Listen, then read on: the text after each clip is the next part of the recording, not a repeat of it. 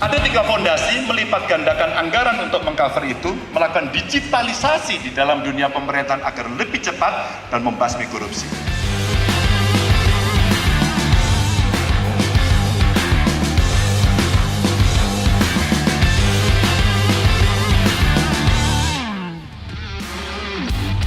Assalamualaikum warahmatullahi wabarakatuh.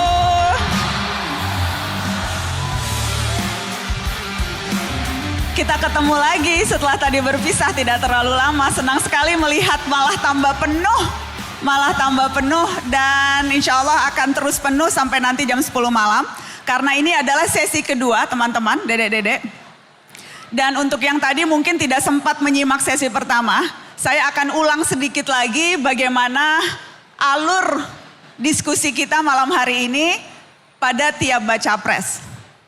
Oke, jadi seperti tadi saya sampaikan, formatnya memang sesuai kesepakatan dengan para baca pres, formatnya bergantian. Tadi yang pertama sesuai abjad, sudah hadir Anies Baswedan, dan sesi ini akan hadir Ganjar Pranowo. Untuk menyegarkan ingatan lagi, akan kita bagi menjadi 3 bagian ya, dedek-dedek. Yang pertama, baca pres akan menyampaikan gagasan atau spill gagasan selama 10 menit. Yang kedua akan ada tanya jawab yang akan saya pandu berdasarkan urutan topik yang sudah teman-teman pilih.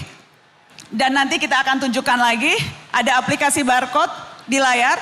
Tolong di-scan dan tentukan pilihan topik apa yang kamu ingin bahas atau dibahas lebih dalam dengan baca pres Ganjar Pranowo. Dan setelah itu, saya akan persilahkan kepada Civitas Akademika yang namanya sudah saya peroleh sebelumnya, tetapi juga saya akan persilahkan secara random kepada teman-teman untuk bertanya pada baca pres. Saya juga akan membuka kesempatan untuk membacakan pertanyaan yang masuk lewat live streaming. Sejak tadi tinggi sekali jumlah penonton yang menyaksikan lewat live streaming dari seluruh Indonesia bahkan dari mancanegara. Baik, kita akan langsung memulai sesi kedua dengan baca pres Ganjar Pranowo. Kita berikan sambutan untuk Ganjar Pranowo.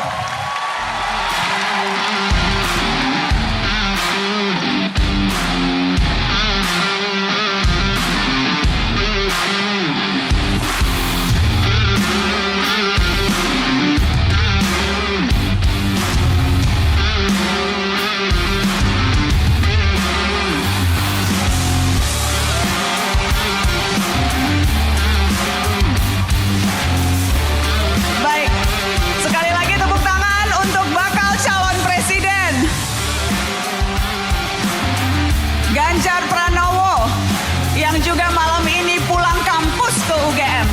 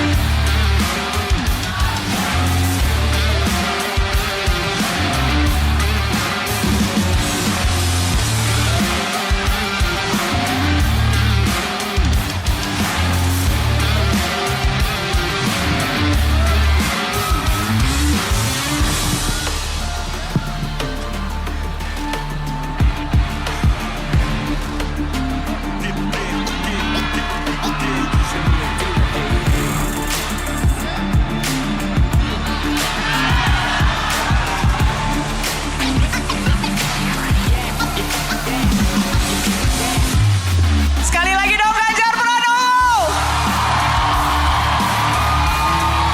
Apa kabar Mas Ganjar? Sehat-sehat Mas? Alhamdulillah. Pulang kampus Iya, beberapa waktu lalu di sini pas kawan-kawan mau wisuda. Ah, Iya. pulang kampus. Mas Ganjar tuh masih ketua alumni UGM gak sih? Sampai hari ini masih alhamdulillah. Sampai hari ini masih ketua alumni UGM.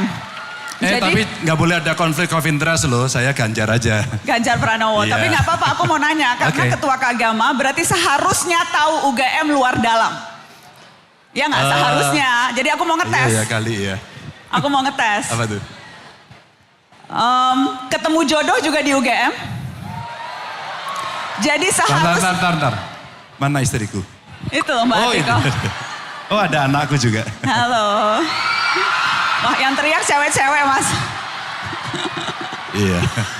UGM juga. Iya.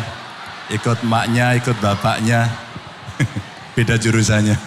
Mas Ganjar, alumni Ketua Kagama harusnya bisa dites. Tempat paling romantis di kampus ini. Di mana Mas Ganjar? Buat saya, gelanggang mahasiswa. Kenapa kok gelanggang? Ntar dulu, aku bukan anak UGM jadi nggak tahu. Gelanggang mahasiswa itu tempat olahraga. Gelanggang mahasiswa itu tempat bertemunya seluruh aktivis di sana.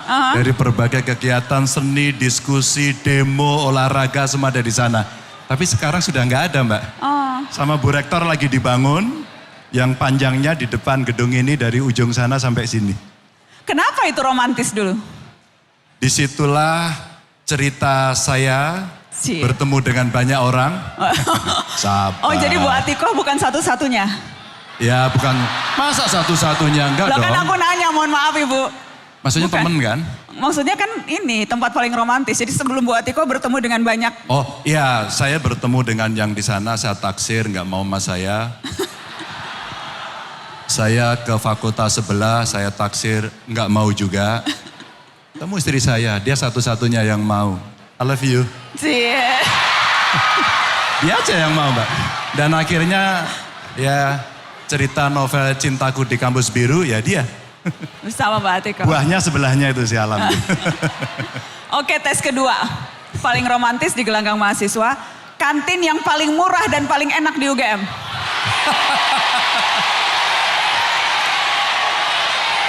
SGPC, tapi nggak murah saat itu. Saat itu Saya nggak terlalu murah. Saya makan di SGPC, bayar sendiri kira-kira sebulan sekali aja. Jadi sebelumnya Selebihnya ngutang. ditraktir. Oh, ditraktir. Tapi itu paling murah dan paling enak. Ya nggak terlalu murah buat saya pada saat, tapi menurut saya paling enak, paling cozy, bisa ketemu dengan teman-teman. Dulu tempatnya masih di sebelah gedung pusat, terus habis itu pindah ke sebelah Selokan Mataram. Dan saya kalau datang ke sini biasanya makan di sana. Oke, lulus tes nggak? Lulus tes ya? Tes seberapa UGM kamu? Oke. Mas Ganjar, formatnya seperti tadi. Oke. Akan dibagi 3 segmen dan ini segmen pertama, spill gagasan.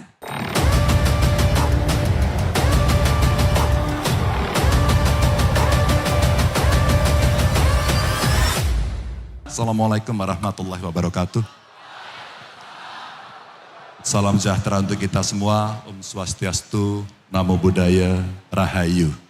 Saya mau memulai dari cerita beberapa waktu lalu kita menjadi tuan rumah untuk KTT ASEAN. Lanjut, di KTT ASEAN ini ternyata nama Indonesia betul-betul sangat dipercaya. Sebelumnya adalah G20. Maka kalau kita melihat, lanjut, kita akan menunjukkan kepada dunia bahwa Indonesia adalah negara terpercaya yang berada dalam track yang benar. Optimisme ini mesti dibangun.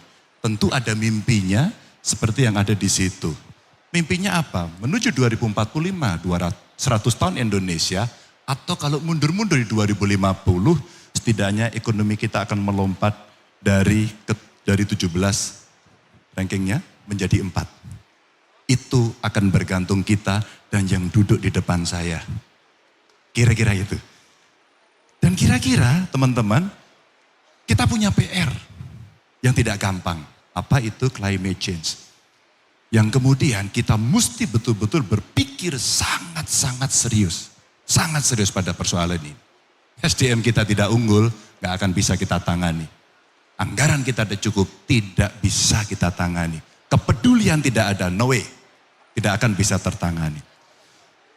Pada sisi itu, saya kira yang hadir di sini, teman-teman yang duduk di depan ini, yang di atas, di balkon semuanya, pasti akan menjadi bagian apa yang disebut sebagai bonus demografi. Di layar terpampang, kelas menengahnya ada 44%, dan kemudian tenaga produktifnya 69%.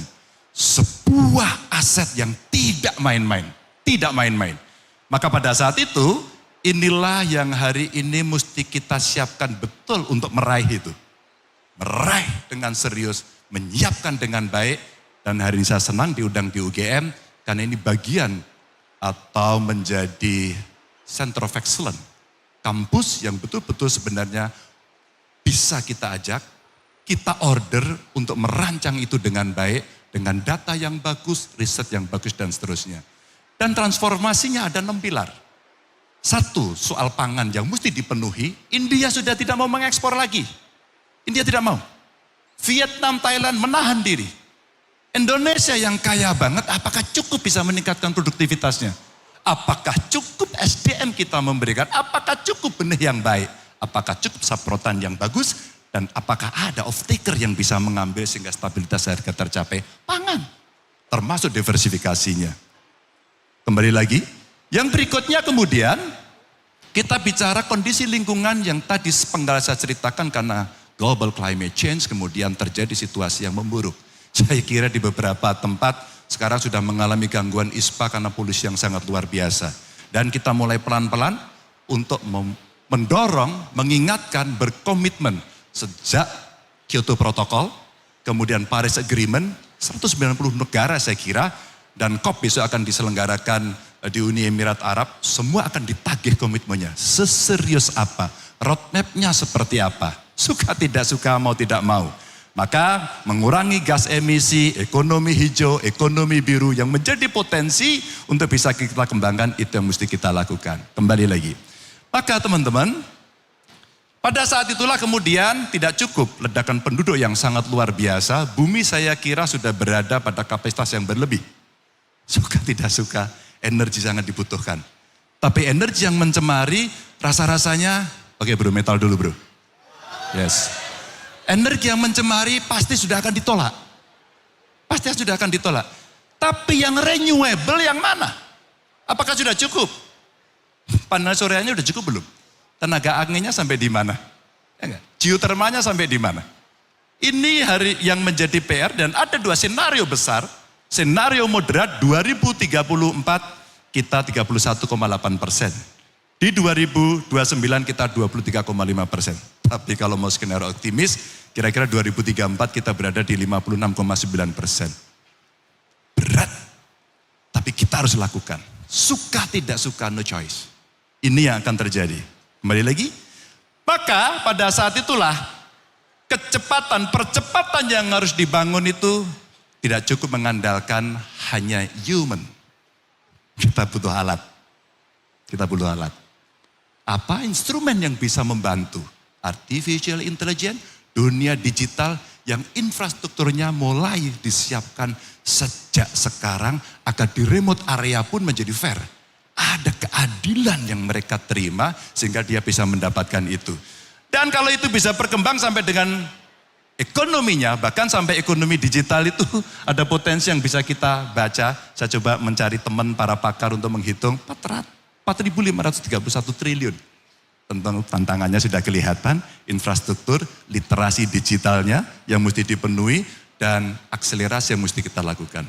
Kembali lagi, maka teman-teman, Bapak Ibu sekalian, energi sudah, digitalisasi sudah, maka pendidikan dan kesehatan. Tugas negara, tugas pemerintah adalah ngurusi orang sejak ibu hamil, sejak kita masih dalam kandungan, sampai terlahir, kemudian meninggal. Negara mengurusi semuanya yang ada di situ. Maka modal manusia sehat, modal mereka yang sehat lahir batin adalah yang utama. Adalah yang utama. Teman-teman, kalau itu kita sudah punya, gak ada stunting, maka pertumbuhan jiwanya bagus, fisiknya bagus, otaknya bagus. Begitu dikasih pendidikan bagus, mereka akan mendapatkan itu. Pendidikan dan kesehatan yang baik.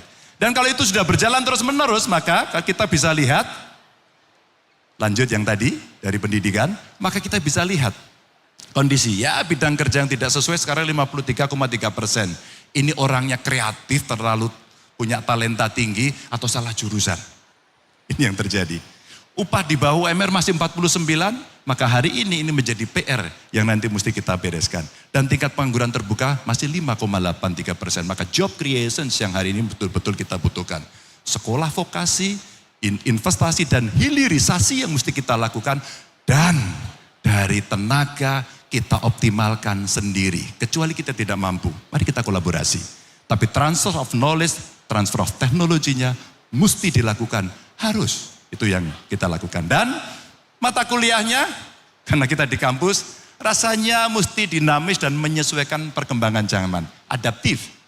Bu Rektor, saya kemarin menyampaikan pada teman-teman, rasanya MKDU-nya ditambah. Tidak hanya kemudian kita bercerita yang sudah ada, plus pelajaran digital.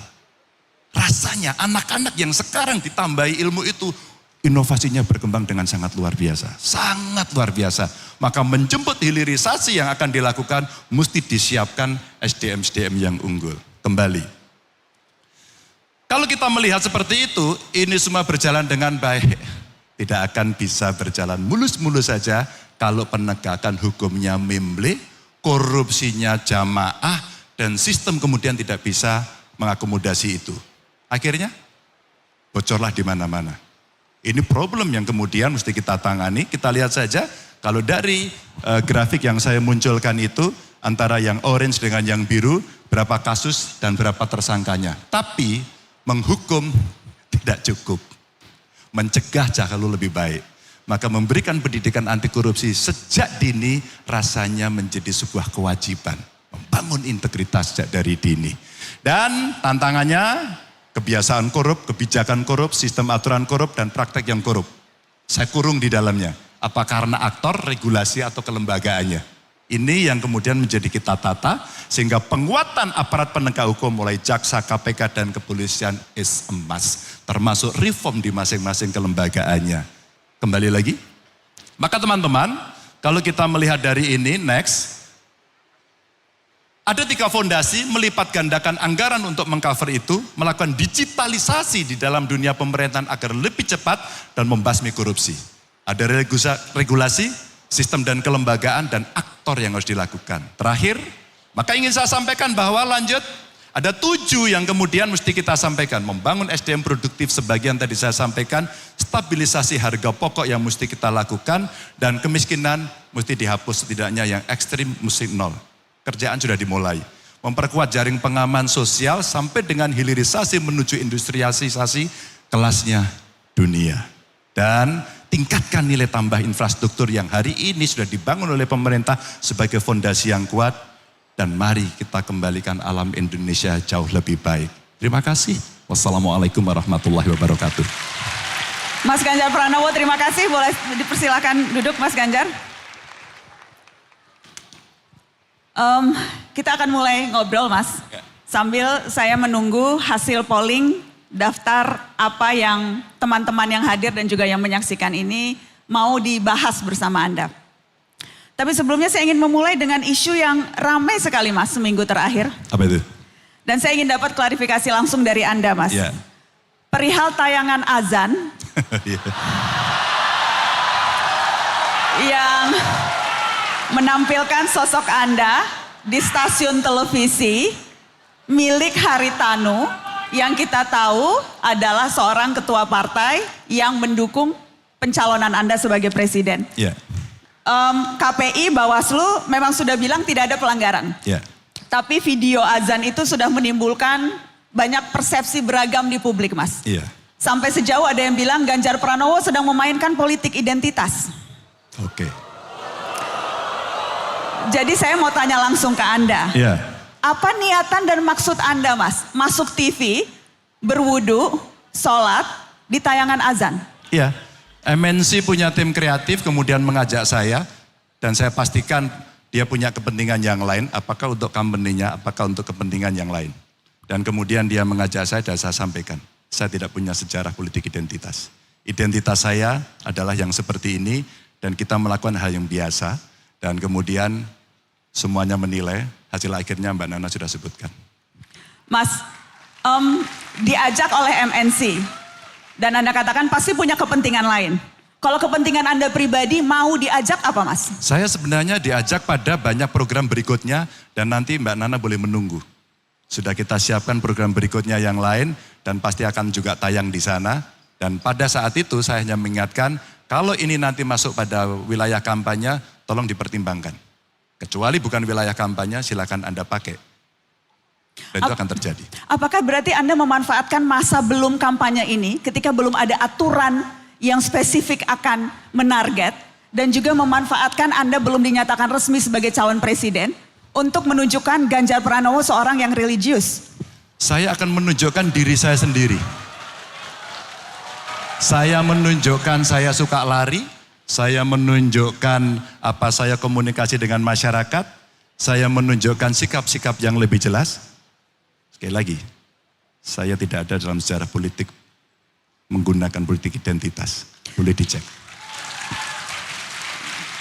Jadi Anda membantah keras politik identitas bermain di azan itu? Mbak, ada identitas saya yang banyak dibaca. Mbak saja sudah mengidentifikasi saya dengan identitas saya. Mas Pulang Ganjar, kampus? Pulang kampus. Di UGM. Tapi kemarin hari saya orang yang pernah kuliah di UI juga menyampaikan politik identitas saya. Mas Ganjar pakai batik, Makara dong gitu. Identitas saya akan banyak, tapi itu tidak saya jual. Karena pada sisi yang lain saya bertemu dengan Bante, saya bertemu dengan pendeta dan pastor, dan itu diupload lebih dulu sebelum cerita-cerita ini dan kemudian muncul statement Mbak Nana yang saya agak terkejut. Baik. Mas Ganjar, tadi dengan Mas Anies, saya memulai perbincangan dengan membuka LHKPN, Mas. Silakan. Jadi saya juga ingin membuka LHKPN Mas Ganjar. Dengan senang hati.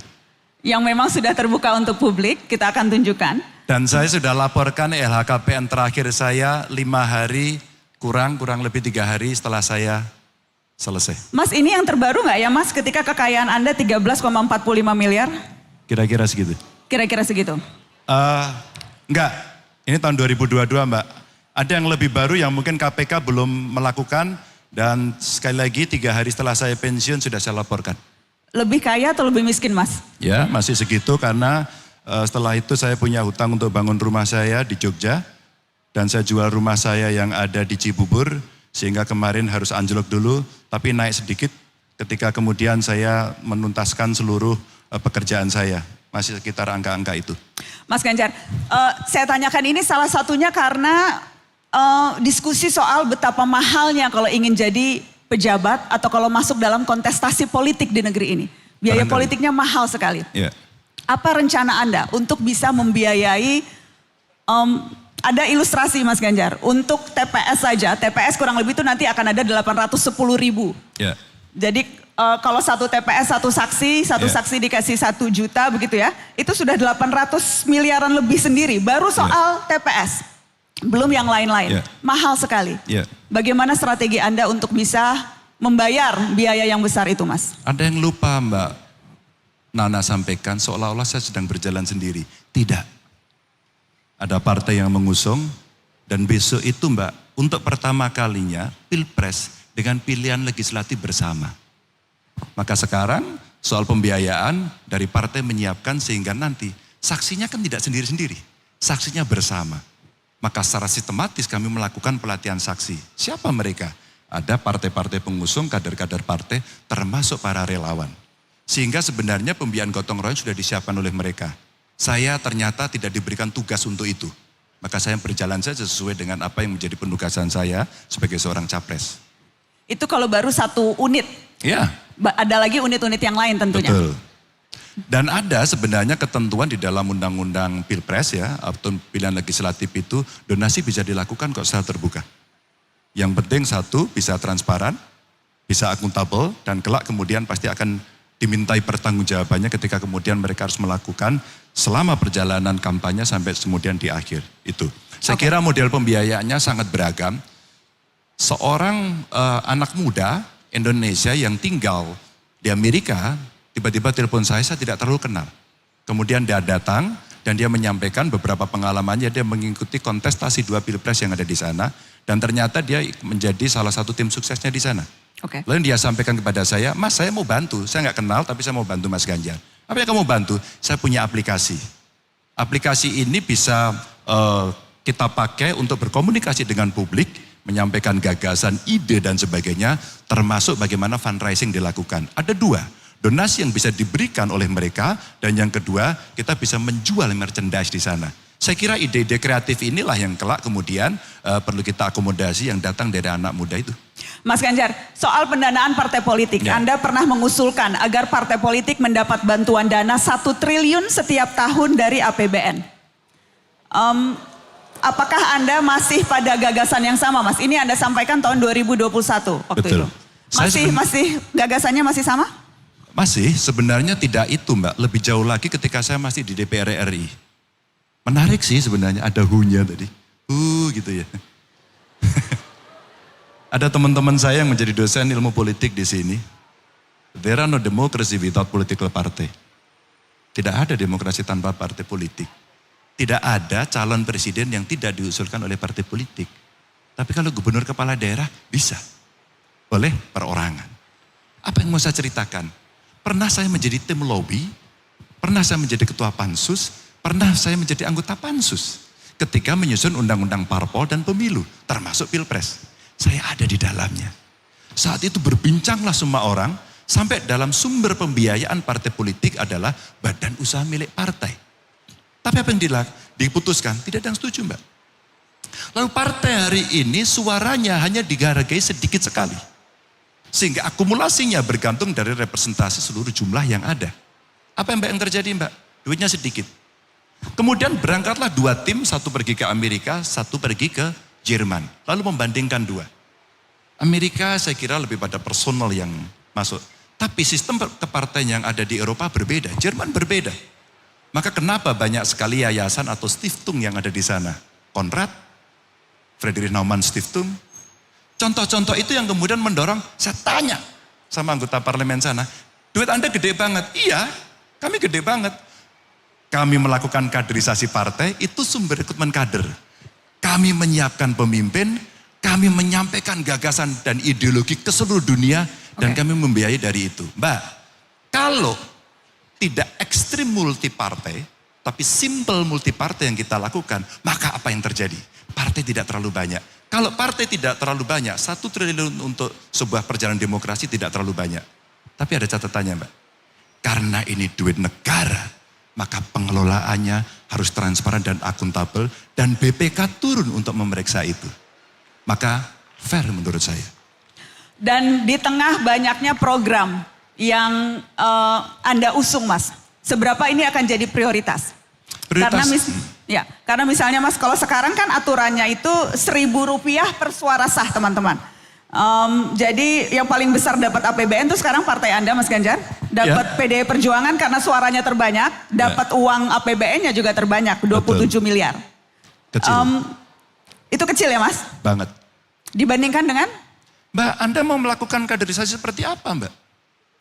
Maka kalau partai kemudian sebagai sumber rekrutmen kader, dia harus mengedukasi, ya kadernya, ya publik. Lalu Anda ingin mendapatkan seorang pemimpin yang tumbuh dari sana. Anda berharap 27 miliar untuk melakukan itu Mbak? Tidak bisa. Akhirnya blended. Saya umpama bagaimana cara saya mengembangkan diri saya sendiri.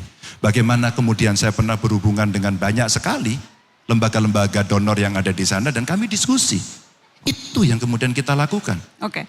Dan seberapa itu akan jadi skala prioritas Anda Mas Ganjar, atau ini tidak terlalu penting dibandingkan tadi agenda prioritas Anda? Sorry Mbak, 2 hal berbeda dari pertanyaan ini.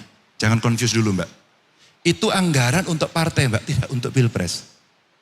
Maka kalau kemudian kita akan agendakan itu, tentu itu ranah partai.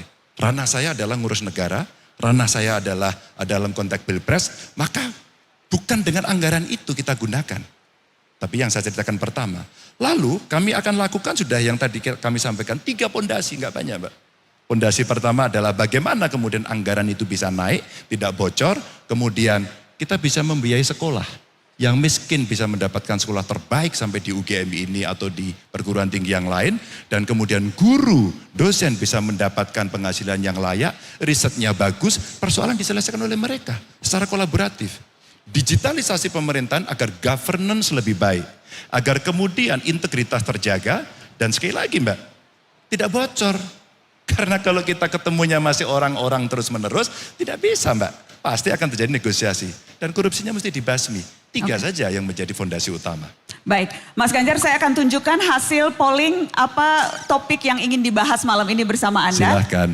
Kita lihat ada pilihan 6 topik. Oh, yang paling tinggi korupsi dan penegakan hukum, Mas. Pasti. Jadi nyambung ke yang tadi Anda katakan soal itu. Oke, masuk ya. Masuk, Mas. Masuk.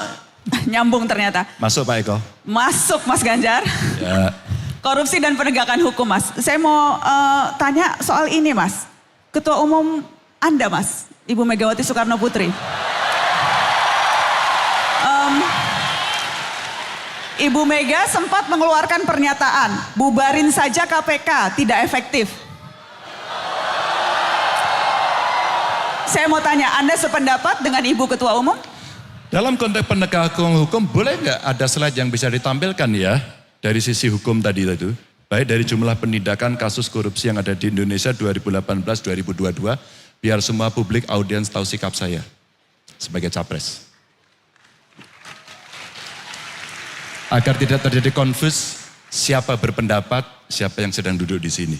Kita sambil tunggu slide-nya disiapkan, Mas. Silakan. Baik, lalu saya tanya, tantangannya tadi sudah saya sampaikan pada teman-teman ya. Yang pertama, kebiasaan kita korup. Kerja nyogok, mau dapat proyek nyogok, dan kemudian ketemu seseorang, ketangkap OTT KPK. Siapa? Aktor, analis aktor. Atau barangkali kebijakan yang korup. Karena regulasi menguntungkan sebagian dan kemudian itu dijadikan seolah-olah ini untuk kepentingan bersama, tapi yang bermain itu beberapa orang saja. Atau sistem aturan yang korup dari si kelembagaannya. Jangan-jangan memang aturannya kurang bagus. Atau terakhir, ya prakteknya yang tiap hari tertolerir itu sudah biasa kok, nggak apa-apa. Namanya juga orang kuasa, power tends to corrupt. Nggak bisa. Ini tantangannya. Maka saya tuliskan Mbak di dalam solusi ini. Penguatan kejaksaan KPK dan kepolisian yang disebut sebagai APH. Clear?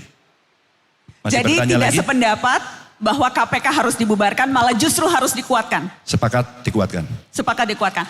Artinya, Mas,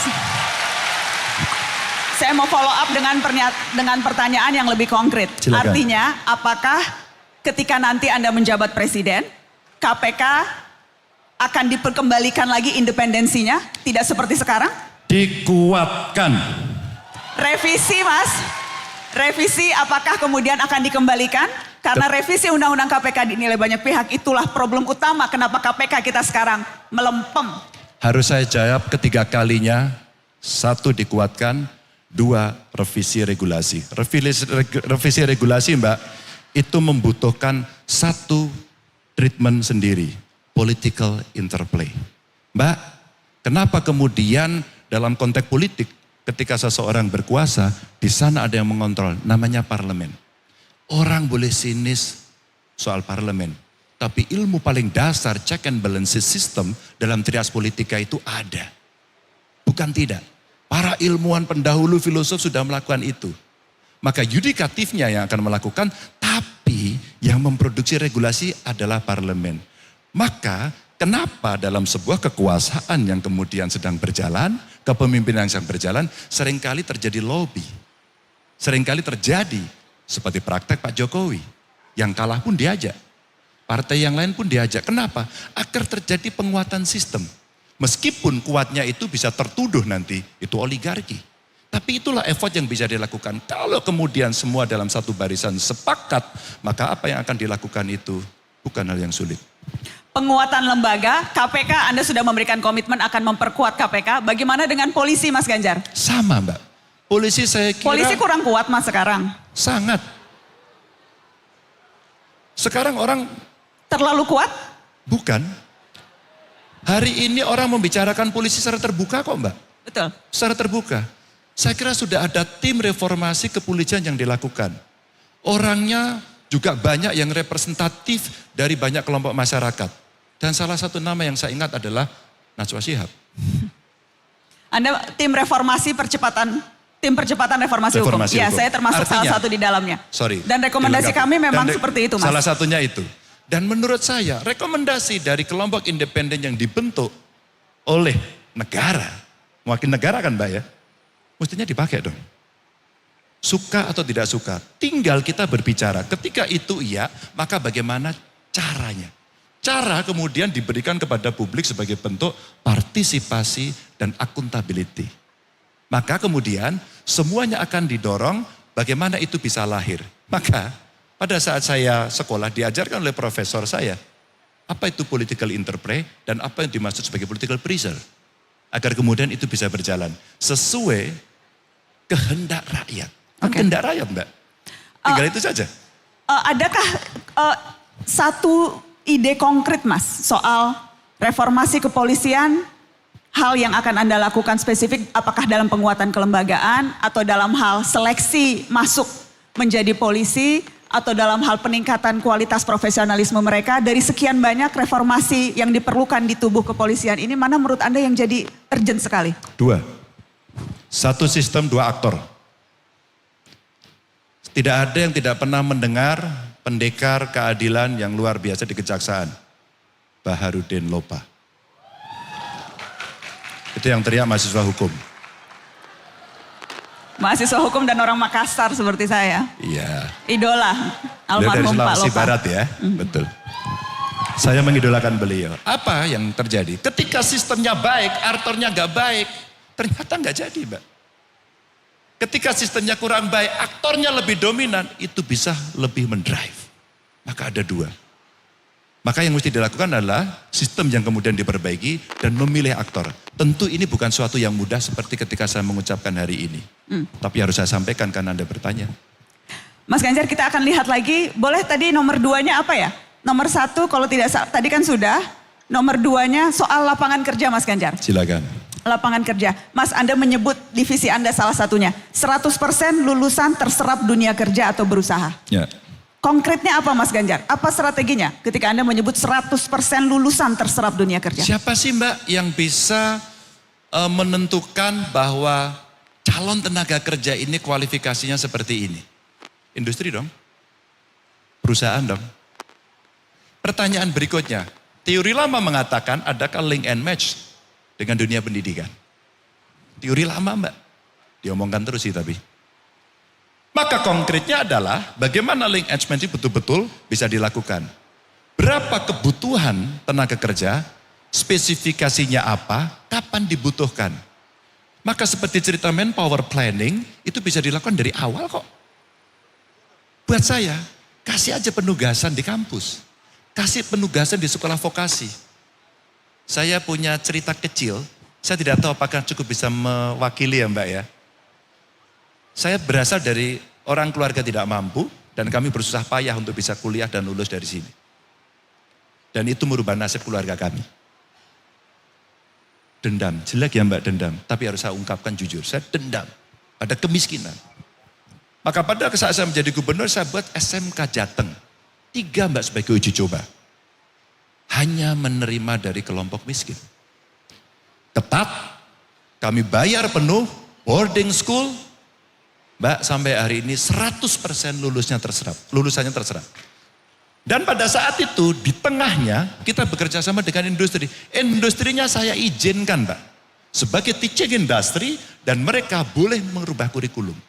Pertanyaan saya, apakah kita di dunia pendidikan mau dan mampu untuk melakukan fitting, adjust, adaptasi dengan kondisi itu? Mbak kalau itu terpenuhi, maka ya kita siapkan. Saya ingat teman saya yang sekolah di Australia. Mungkin temannya Mbak Nana juga ya. Mas Ganjar di Australia itu, tren kebutuhan tenaga kerja itu disesuaikan selalu dengan dunia pendidikan. Kalau trennya hari ini mining, maka banyak sekali perguruan tinggi menambah kerja faculty of mining. Tapi sekarang sudah dengan IT, banyak sekali yang kemudian miningnya dikurangi, sosial politiknya dikurangi, dia kembangkan itu. Maka itu menjadi sesuatu yang dinamis. Inilah yang kemudian mesti kita siapkan menuju ke sana. Oke. Mas Ganjar, karena kan kalau ngelihat datanya, faktanya tingkat pengangguran saat ini justru di jenjang yang lebih tinggi. SMK, SMA, apalagi universitas lebih banyak yang nganggur daripada lulusan SD. Masuk kampus cuma menunda pengangguran 4 tahun adek. Jadi sarjana tidak membuat kemungkinan kalian diterima kerja lebih tinggi. Itu faktanya, itu datanya. Oke. Itu problem yang tadi Anda sebutkan. Ya. Dan bagaimana kemudian Mas Ganjar ini bisa dibalik. Bagaimana kemudian lewat agenda prioritas yang Anda lakukan, ini bisa berbalik Mas Ganjar. Satu investasi. Nggak bisa dipungkiri. Investasi akan membuka lebih banyak lapangan kerja. Tapi jangan salah Mbak, anak-anak sekarang, apalagi mereka yang mau untuk tidak terikat, dan dia masuk dalam gig ekonomi, saya nggak mau kok Mas diikat Mas. Dan saya kira sebagian ada di sini. Siapa ingin jadi PNS angkat tangan teman-teman? Hanya sedikit Mbak. Siapa yang ingin bekerja sebagai buruh di perusahaan? Tidak ada yang mengaku. Siapa mau jadi pengusaha? Mbak, Anda lihat itu. Entrepreneurship yang mesti dibangun hari ini. Ruang itu yang hari ini mesti dibuka. Fasilitasi negara yang mesti diberikan. Creative hub mesti dimasukkan. Kenapa infrastruktur digital dan digitalisasi proses yang ada itu mesti disiapkan? Karena saya tahu persis generasi muda hari ini sangat lekat dengan peralatan ini. Dia punya talent yang dia miliki dan kemudian dia bisa melakukan matching proses dan kemudian pada saat itu dia putuskan. Dan saya tiba-tiba kaget. Ada games developer, tiba-tiba menjadi desainer, atau tiba-tiba pasar Tanah Abang itu tidak laku, pedagangnya marah-marah karena semuanya jualan di TikTok.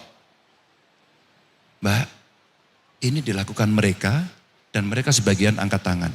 Tapi kami negara, pemerintah mesti bersikap. Mari kita buka investasi, tapi mari kita berikan ruang untuk membangun entrepreneur kepada mereka. Mas Ganjar, saya ingin klarifikasi satu hal. Ya. Dari statement yang sempat Anda katakan kemarin, dan itu bikin ramai Mas. Ketika Anda bicara soal tenaga kerja Cina. Anda bilang ya sudah kita usir besok pagi, tapi kamu bisa gantikan enggak. Ini kemudian banyak orang ramai mungkin juga tidak paham konteksnya. Karena saya ingin kasih kesempatan Anda untuk menjelaskan. Ketika Anda bilang memang bisa menggantikan TKA Cina. Itu Anda meragukan kualitas SDM? Atau apa maksud Anda Mas Ganjar? Ini pertanyaan yang bagus. Yang irah-irahnya, irah-irah tahu pasti Mbak ya. Kalau sekolah hukum biasanya tahu irah-irah. Yang pendahulunya sudah Mbak katakan tadi. Berapa sarjana yang bekerja pada bidangnya, berapa yang pengangguran, dan Mbak Nana sampaikan kepada mereka kok tadi. Anda yang sudah belajar ini belum tentu dapat pekerjaan. Statementnya tadi. Suatu ketika saya di demo gede-gedean.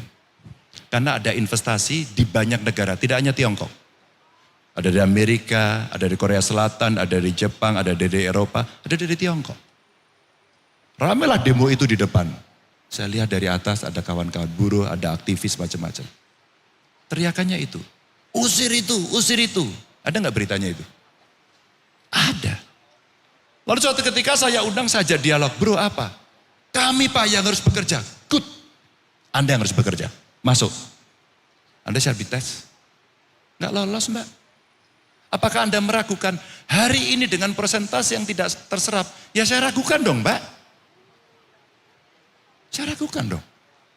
Terbukti kok angka penganggurannya seperti itu. Masa kita masih percaya? Nggak ragu, kita harus ragu dong.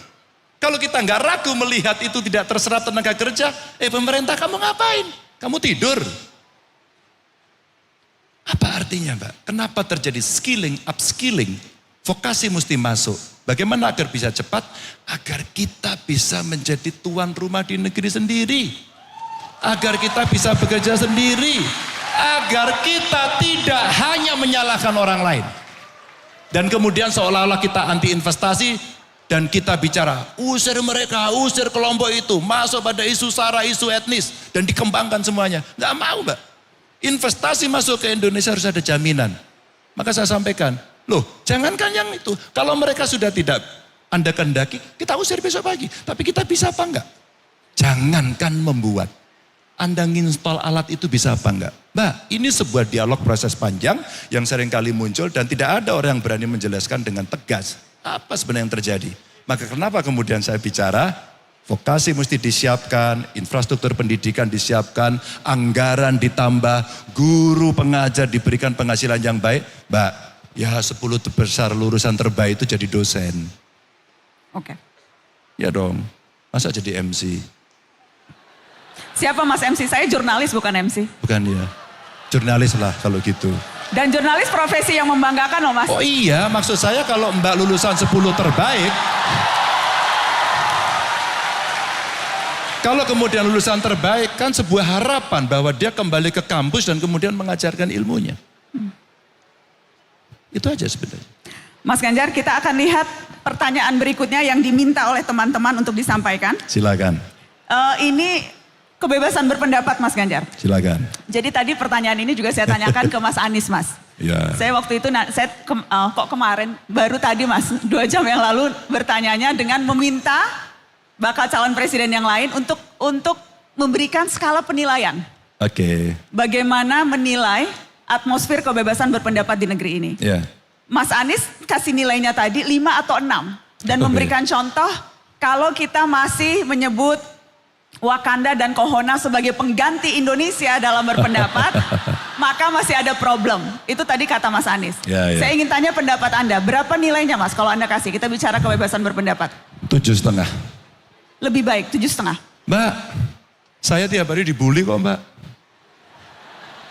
Saya menuntut mereka tidak.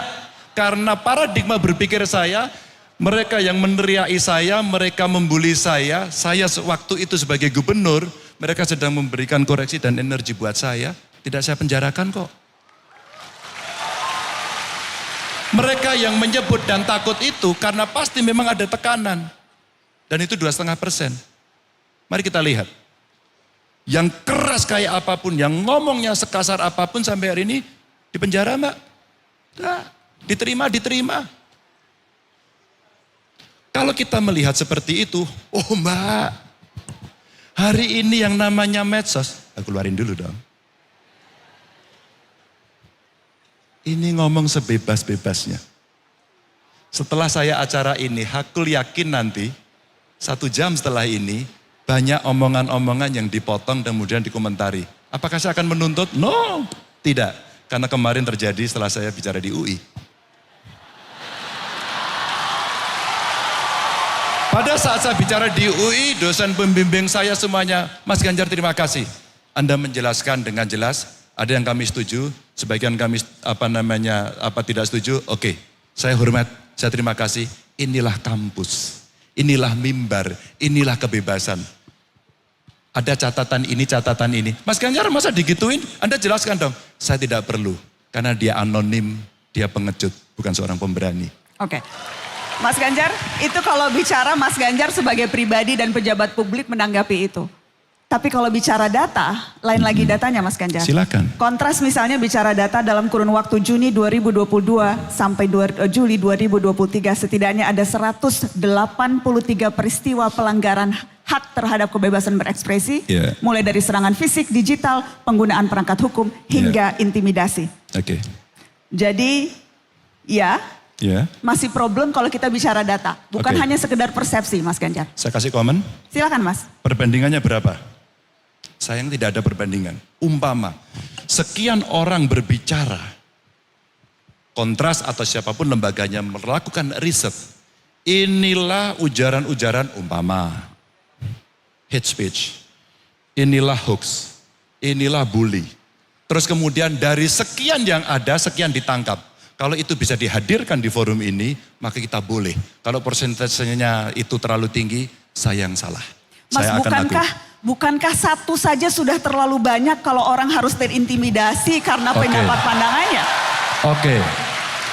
Kalau kemudian yang Anda, satu orang saja tidak. Ketika kemudian yang lain tersinggung, apakah kita akan membiarkan seperti saya membiarkan mereka? Maksudnya Mas? Mbak, saya tidak pernah menuntut. Tapi ketika kemudian aparat penegak hukum katakan ya melihat, Mbak Nana kemarin nyerang Ganjar dan Anda melanggar A, B, C, D, Anda dihukum enggak? Satu saja. Ini hukum atau bukan? Kalau iya, maka hukum dengan sistemnya akan punya tempat untuk mereka melakukan appeal. Dia mau banding, dia mau kasasi. Tapi kalau satu kemudian dicatat dan ya mas satu saja tidak, ya udah kalau gitu bebas saja. Saya mau maki kalian di depan dengan kalimat yang kasar, dengan kebun binatang. Apakah itu Mbak Indonesia? Apakah itu yang dimaksud budi pekerti? Apakah itu guru-guru kami mengajarkan kepada kami sehingga kami saling tidak hormat antar sesama? Yang mana Mbak? Kalau Anda mau ekstrim pada tingkat itu, oke. Mas satu orang saja ini. Mbak nggak ada yang sempurna Mbak. Nggak bisa kita menjadi orang pemimpi pada soal itu. Kita mesti down to earth, dan kita katakan, bro kamu salah. Kami minta maaf kamu atau dihukum.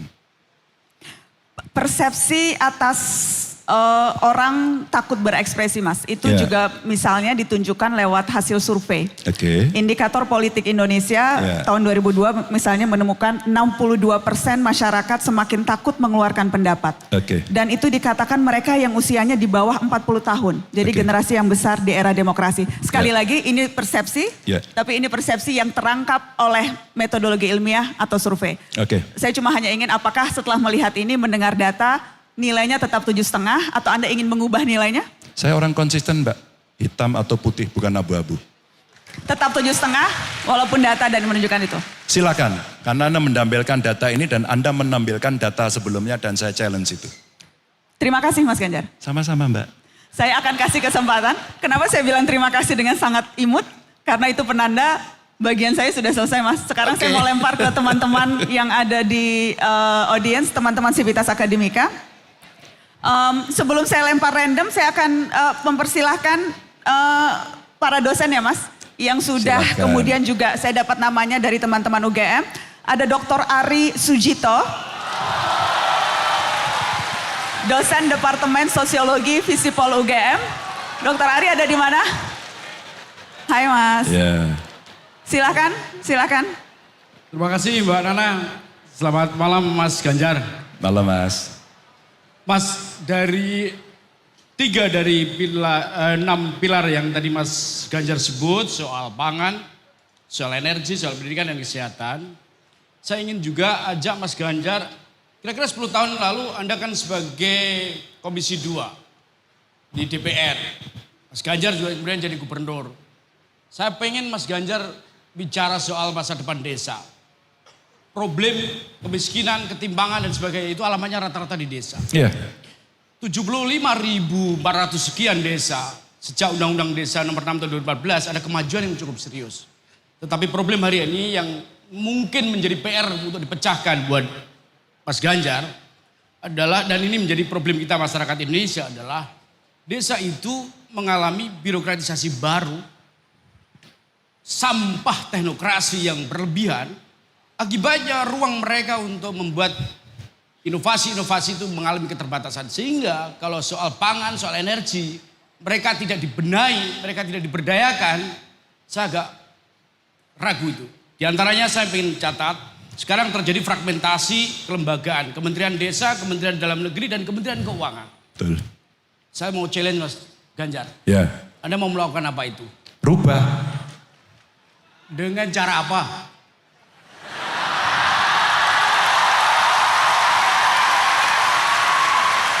Gini Mas.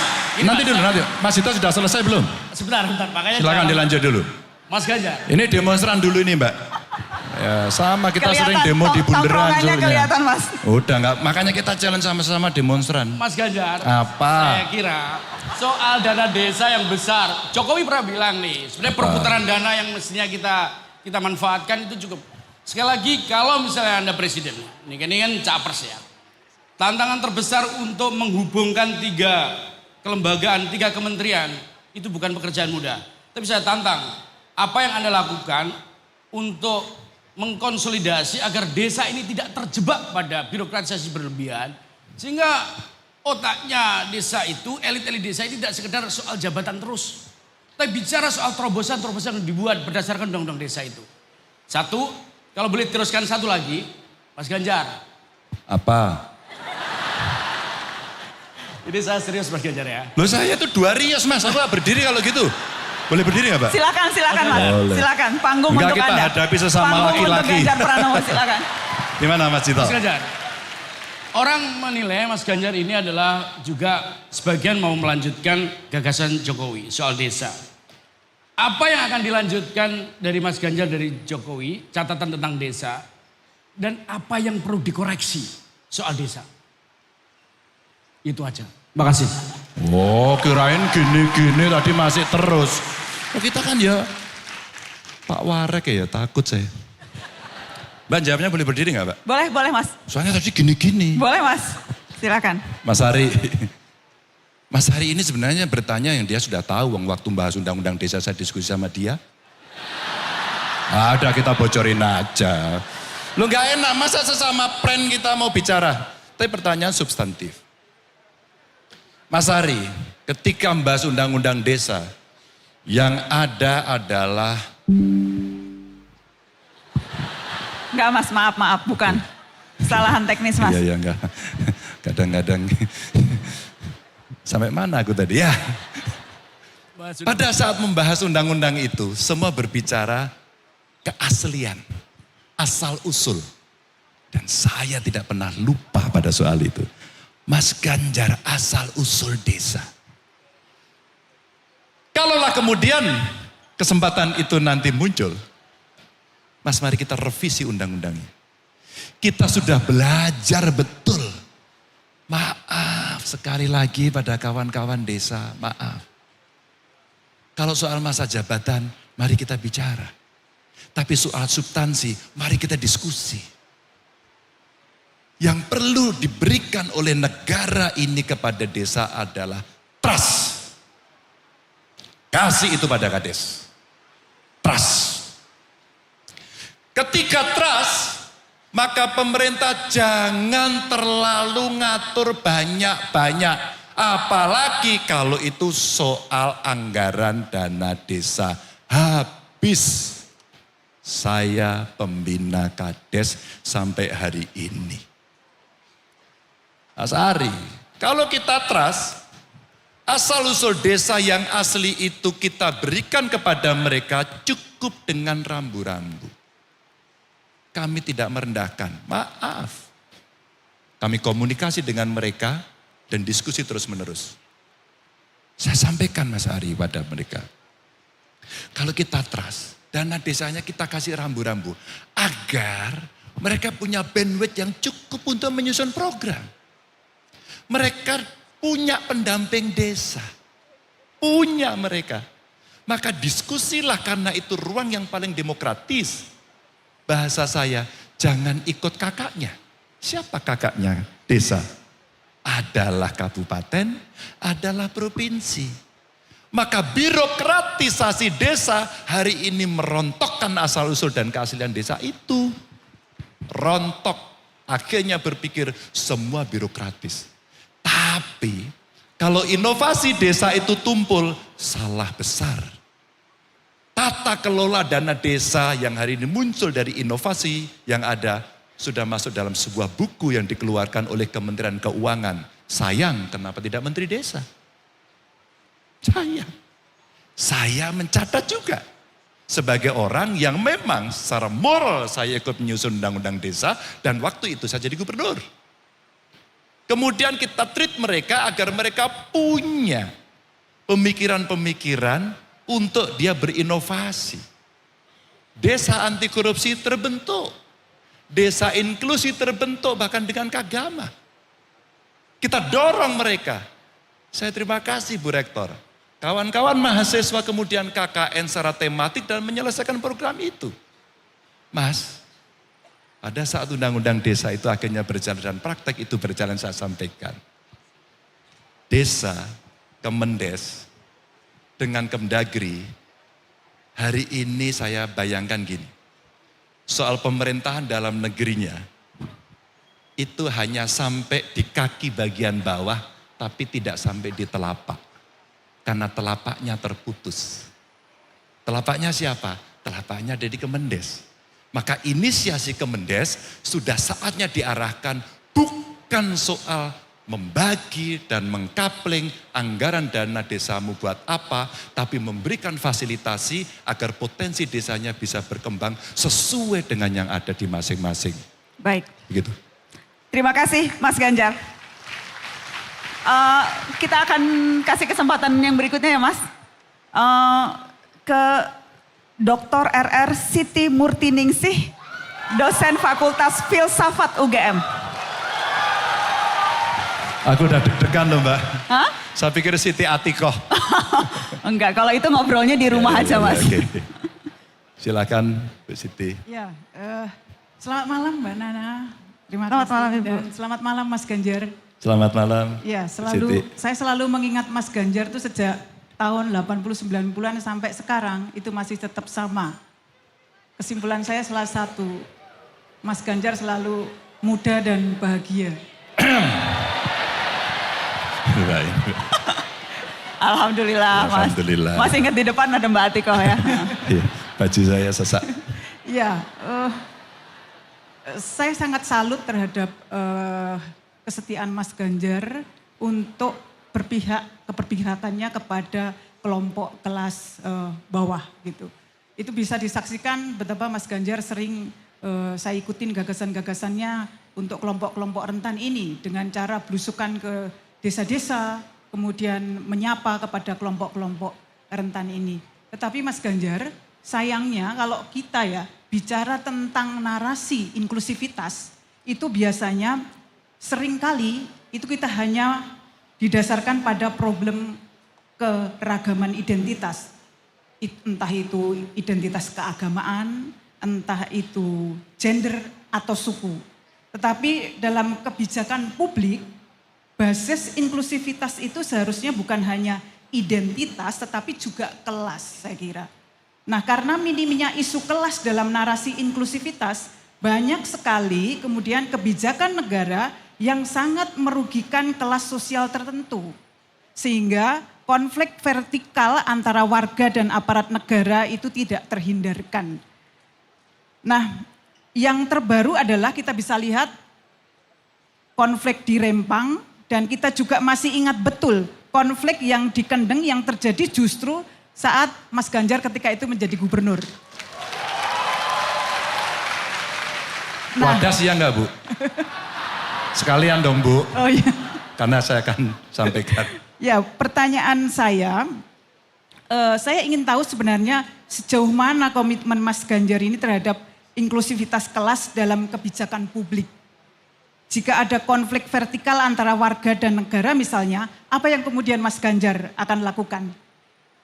Nah itu satu, karena tadi Mas WR juga dua, saya tambah satu lagi. Boleh Ibu dijawab dulu ya Bu, mohon maaf siap. supaya kalau ada waktu nanti saya akan kasih kesempatan untuk Terima dilempar kasih. lagi. Terima Boleh kasih, Mas dijawab dulu? Ganjar. Terima kasih. Apa yang akan Mas Ganjar lakukan ketika itu terjadi? Pemimpin tertinggi harus turun tangan.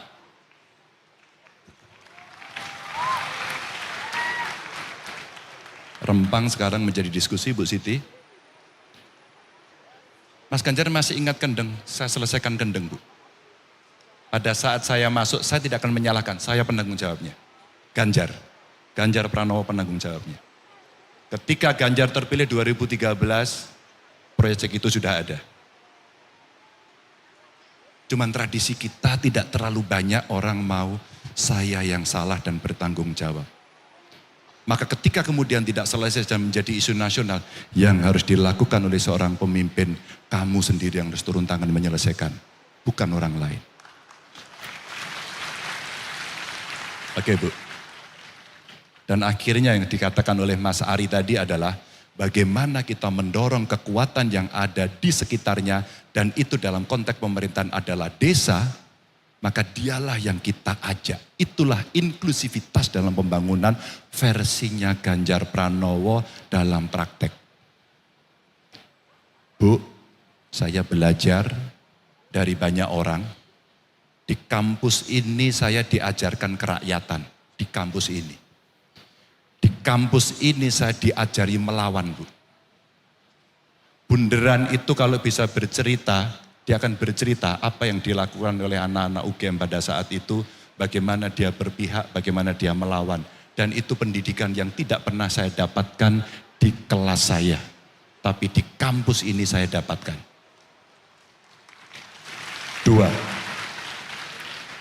bagaimana kemudian kita melakukan? Karena kita seringkali pemerintah ini sombong, mengatakan dirinya adalah Superman atau Superwoman, seolah-olah keputusan yang top down itu adalah yang sudah benar.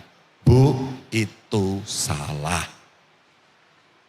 Pelajaran yang saya dapatkan oleh seorang Dr. Ari Sujito waktu saya jadi gubernur pertama adalah bagaimana partisipasi diberikan ruang kepada mereka dari kelompok-kelompok marginal itu. Bu, pelajaran yang saya dapatkan dari Mas Ari CS, apa pada saat itu? Tahun berikutnya saya menyusun APBD pertama saya Saya izin menceritakan evidence base ya, biar saya tidak ngomong di langit. Karena ini pernah saya lakukan. Alhamdulillah kemudian kurang lebih 9 tahun Bu, setiap kali musrenbang kami bukan mengundang orang datang ke kantor provinsi, tapi gubernur mendatangi ke 6 ex-karisidenan, mengundang mereka untuk hadir. Metode, cara. Kalau Mas Ari, bagaimana caranya? Begini Bro Ari, cara kita menyelesaikan. Lalu siapa representasi yang masuk? Camat? Enggak Bu. Bupati kepala dinas nanti giliranmu terakhir. Siapa 3 yang pertama Bu? Kelompok perempuan, penyandang disabilitas, dan kelompok anak-anak. 3 Bu. Suatu ketika saya harus menyelesaikan beberapa persoalan. Ada energi, ada pabrik semen, ada bendungan, ada jalan tol. Ibu boleh korek saya satu-satu. Dan saya kalau berkenan, kalau boleh Mbak Nana diperpanjang 2 jam lagi, saya jelaskan satu-satu. Serius. Kenapa saya sampaikan Mbak? Pada saat saya datang, Bu, persoalannya kadang-kadang tidak terlalu rumit. Saya harus menghormati satu rumah ketika Brexit terjadi. Brebes exit, macet lebaran. Kamu udah lahir belum? Udah, alhamdulillah. Tahu cerita Brexit? Tahu ya? Enggak, iya, pasti masih kecil. Apa yang terjadi? Satu rumah tidak mau minggir Bu. Pak Ganjar ini gimana? Sudah biarkan saja. Disewa dulu sampai kemudian lebarannya selesai. Jadi arus lalu lintasnya begini Bu, di tengahnya ada rumah satu, kemudian orang melingkar.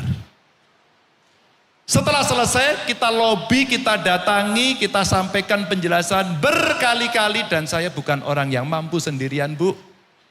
Saya undang tokoh masyarakat Bu. Saya undang tokoh agama untuk membantu menyelesaikan. Bukan untuk mengajak dalam politik identitas. Tapi menyelesaikan persoalan itu. Menyelesaikan persoalan itu. Apa yang terjadi Bu? Alhamdulillah beres. Tapi Bu masih menyisakan satu lagi. Setelah selesai ternyata tanah yang dipakai itu dibelah jalan. Karena tanahnya agak luas. Yang dibeli yang kena jalan, sisanya nggak dibeli Bu. Pak Ganjar tolong sampaikan pada pemerintah, ini tinggal sepetil, tinggal secuil, tolongin dibeli sekalian.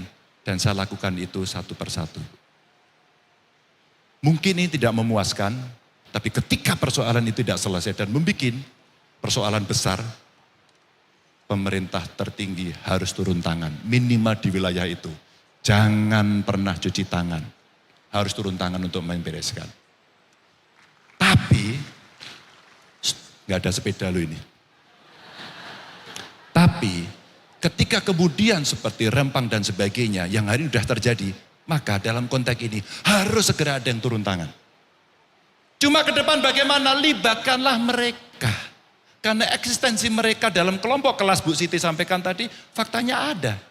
Sehingga dalam perdebatan itu kemarin Mbak Nana yang nanya kepada saya, Mas Ganjar kalau posisi seperti ini gimana? Gak apa-apa itu di enklave aja. Masyarakatnya biar di situ di enklave. Atau kemudian kita ajak, oke, ini mau dibangun, kamu terlibat. Kamu bagian dari pemilik. Kamu harus mendapatkan prioritas pertama di tempat itu. Kalau kamu unskilled, mohon maaf, kamu harus diwajibkan. Atau perusahaannya diwajibkan untuk membereskan dia. Agar kemudian pekerjaan yang ada di situ membuat orang yang ada itu naik kelas. Baik. Terima kasih. Terima kasih Mas Ganjar. Saya akan langsung kasih kesempatan ke Silakan. perwakilan Majelis Wali Amanat yang dari mahasiswa. Ada Lintang Laksito Kinanti. Ada di mana? Ya, ini perwakilan mahasiswa yang juga sekarang menjadi perwakilan di Majelis Wali Amanat. Silakan Lintang. Ya, selamat malam Pak Ganjar. Malam Lintang ya. Perkenalkan saya Lintang dari Fakultas Filsafat. Ya. Kamu muridnya Bu Siti bukan? Oh iya, benar. Bu Siti termasuk dosen yang baik atau yang killer? Loh kok malah saya yang ditanya Pak Ganjar? Lah kan saya pengen tahu. Oh iya, biar jelas, kamu Pak. berani menilai. Wow, jelas Bu Siti itu sangat baik sekali Pak Ganjar. Alhamdulillah. Ya Bu. Ya, mungkin saya izin bertanya karena kapabilitas Silakan. saya sebagai mahasiswa tentu saya juga pengen isu yang di sekitar saya saja. Oke. Sejauh pembacaan saya kurang menemukan Bapak berbicara mengenai isu pendidikan, terutama pendidikan tinggi. Jadi ini saya berbicara tidak hanya pada bakal baca pres, tetapi seorang ayah yang yang mengkuliahkan anaknya di universitas. Nah, berbicara tentang pendidikan tinggi, PTNBH jadi salah satu persoalan yang dituntut untuk hidup mandiri dan bertambah. Tetapi anggaran pendidikan tinggi itu hanya 0,6% dari APBN atau 8,2 triliun rupiah. Dan belum dibagi ke PTN dan PTS lainnya. Anggaran APBN itu 3.000 triliun. Dari angka itu bayangkan bahwa hanya 8,2 triliun untuk pendidikan tinggi. Ini sebenarnya kalau ada Bu Rektor saya juga pengen nanya, bukankah begitu Bu Rektor? Tapi mohon maaf lagi Wakil. ada wakilnya Ada Pak Pak Wakil. Ari. Nah, ada wakilnya. Ya, jadi di mana akan rentan justru memberatkan rakyat untuk memperoleh pendidikan tinggi. Seperti biaya kuliah yang tinggi, UKT, uang pangkal, atau komersialisasi pendidikan lainnya. Apakah Bapak akan melanjutkan kebijakan pendidikan yang sudah ada atau merubah regulasi yang lebih berkeadilan? Karena jika kita lihat makin ke sini orientasi pendidikan itu malah mendorong pendidikan untuk komersil. Nah, sebenarnya ini saya juga ingin mengutip salah satu panutan saya kira Pak Ganjar juga mengenal. Pak Kusnadi Harjo Sumantri pernah berkata, mari bebaskan bangsa kita dengan pendidikan karena hakikat pendidikan adalah pembebasan manusia. Sekian, terima kasih. Terima kasih Lintang. Silakan Mas Ganjar. Lintang pernah baca bukunya Ivan Illich nggak? Gerakan Pembebasan kalau nggak salah ya. Wah, mohon maaf belum. Ini kapabilitas saya rendah. Artinya. Waktu itu enggak, kamu bagus banget tadi filsafat. Saya waktu demo itu dikasih buku, saya bisa lupa judulnya, kira-kira itulah. Di bukunya itu dikatakan, sekarang belajar sudah digantikan dengan sekolah. Camkan baik-baik. Pak Ganjar apa yang dilakukan? Kita rubah menjadi pendidikan yang berkeadilan. Oke Lintang. Bagaimana kemudian?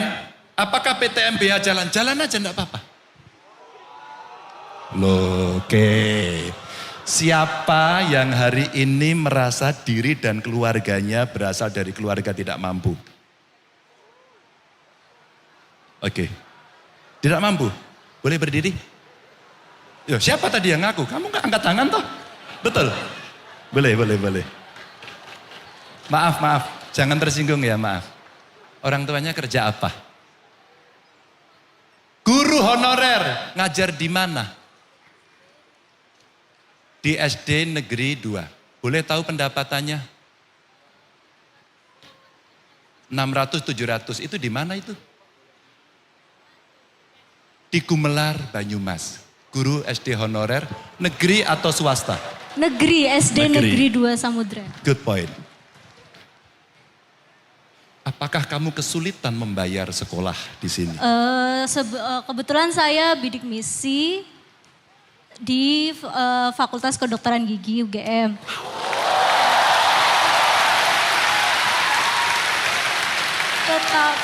Oke ya. Ya, tetapi karena biaya praktikum dan alat bahan di kedokteran gigi itu tinggi dibandingkan fakultas lain, jadi ya masih kesulitan sekali sih Pak. Ya. Oke. Kira-kira berapa kebutuhanmu untuk membayar itu? Gimana Pak? Kira-kira kan kamu merasa, kamu sudah mendapatkan jaminan dari negara kan? Yes. Dapat ya? Iya. Masih mahal banget atau saya masih mampu? Masih mampu diusahakan. Makasih. Tahu ya. Makasih. Contoh.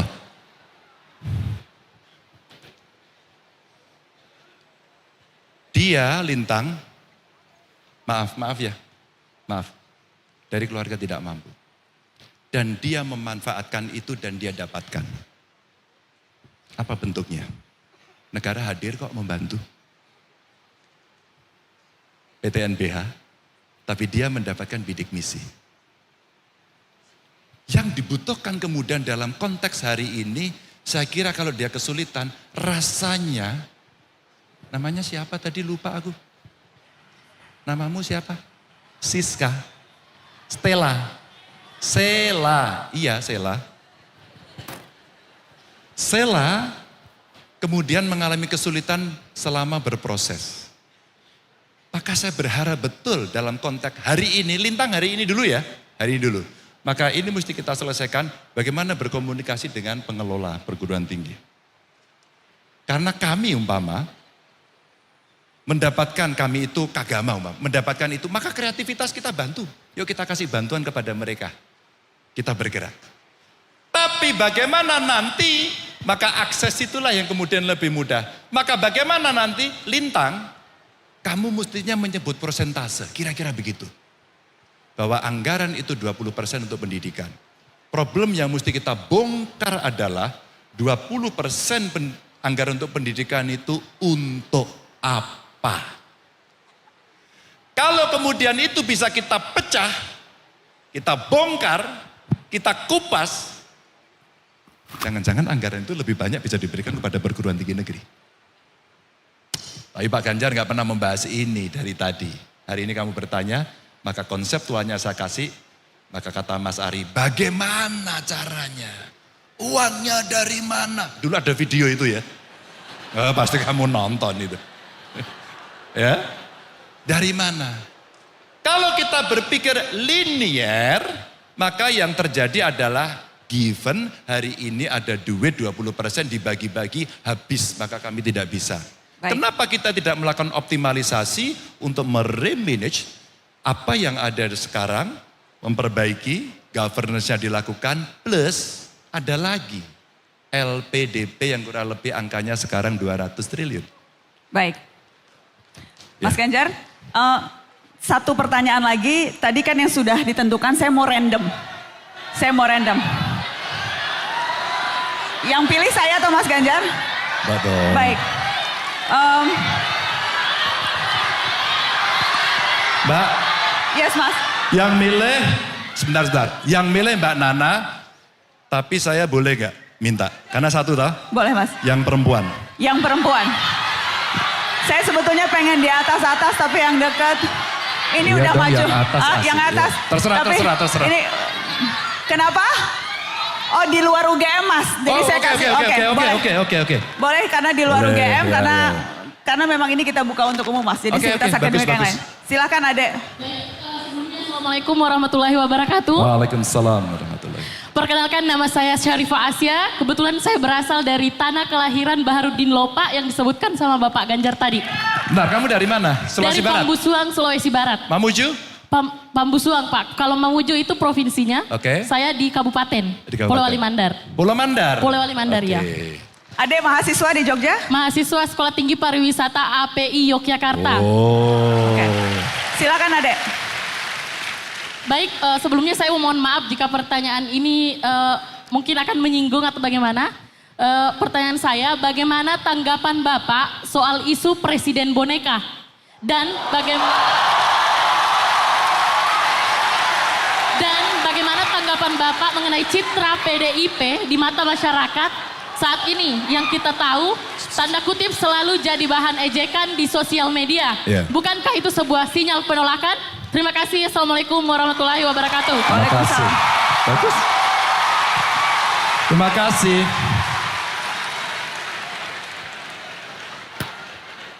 Presiden adalah presiden.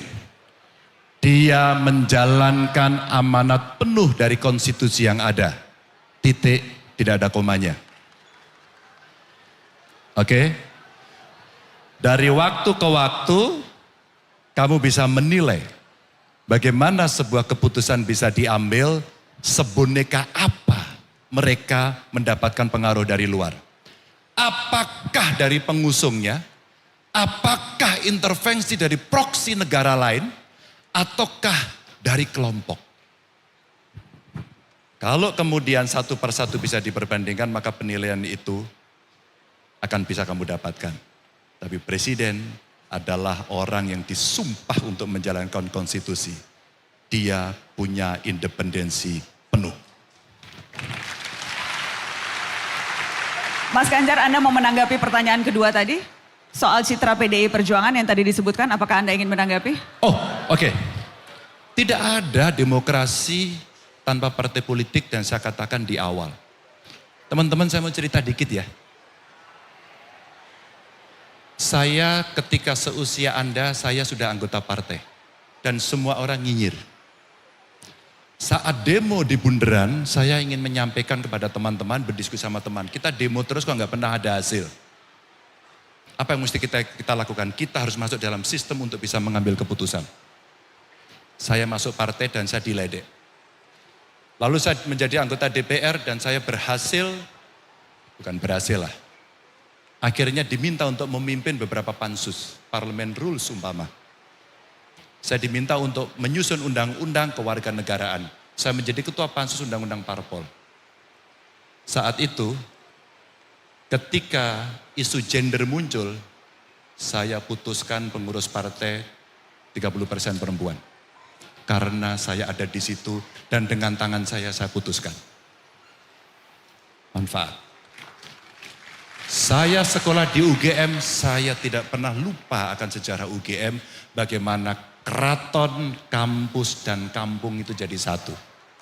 Pada saat itulah peran Sri Sultan Hamengkubuwono IX besarnya minta ampun. Beberapa partai tidak setuju undang-undang keistimewaan. 10 menit saya putuskan ketua panjanya namanya Ganjar Pranowo. Sejak putusan itu undang-undang keistimewaan lahir setelah belasan tahun tidak pernah putus. 2. 3. Saya akhirnya jadi gubernur.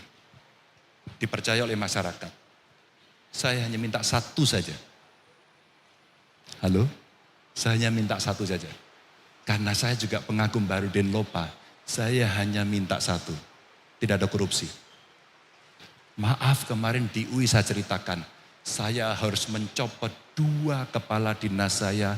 Karena terindikasi korupsi dan dia ngaku sebelum pengadilan. Karena saya harus berani memutuskan itu tanpa menunggu. Anti korupsi. Keempat. Baik. Ketika tadi saya ceritakan ke Mbak Nana dan audiens, saya dari keluarga tidak mampu deh. Bagaimana agar anak-anak itu bisa bersekolah. Bagaimana dia bisa mengakses pendidikan. Dia dari keluarga tidak mampu. Saya keluarkan APBD, menanggung biaya mereka penuh 100%. Mereka di Jepang, mereka di Korea, mereka di perusahaan besar. Dan dia jadi tulang punggung keluarganya untuk mengentaskan kemiskinan. Karena keputusan itu. Dan saya anggota PDI Perjuangan. Dan hari ini Anda boleh menilai saya. Apakah saya bisa berpihak pada wong cilik si marhen itu. Terima kasih. Terima kasih Mas Ganjar. Mas Ganjar, ini adalah bagian terakhir, bagian penutup. Dan saya ada satu pertanyaan penutup yang tadi juga saya sampaikan ke bakal calon presiden Anies Baswedan. Dan sekarang saya juga ingin minta kesediaan Anda untuk menjawab dan menyampaikan refleksi Mas. Kalau tadi kita sudah, boleh tolong Mas, teman-teman FD. Jadi saya ingin minta Anda berefleksi Mas Ganjar. Berefleksi lewat pantulan bayangan Anda di cermin. Saya ingin minta Anda bicara pada diri sendiri. Melihat kilas balik apa yang sudah Anda lakukan selama ini. Apa bayangan dan karakter yang Anda percaya Anda miliki sehingga Anda sampai pada keputusan yang maha besar ini. Berani mencalonkan diri menjadi pemimpin Indonesia. Boleh saya minta Mas Ganjar ke sana Mas?